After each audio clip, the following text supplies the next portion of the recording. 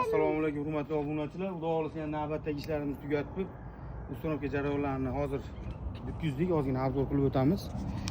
Xo'p, ko'rishinglar mumkin. Bu yerda G306 ga ishga berganmiz. Oynalarini bir qavat qora solib berganmiz. Polni ichkariga podakonliklar bilan qo'yib berganmiz.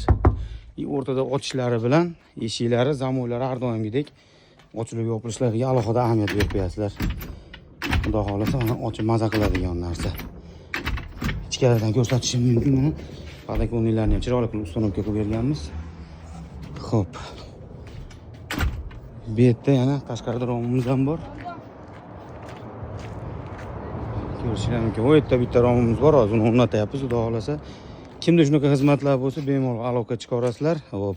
Pulga keladigan bo'lsak, puli 550 ming kvadratiga to'g'ri kelyapti. Yana aytsanglar, ko'rib, borib, o'lchab, chiqarib, plyus minuslarni chiqarib beramiz. Sog' bo'linglar.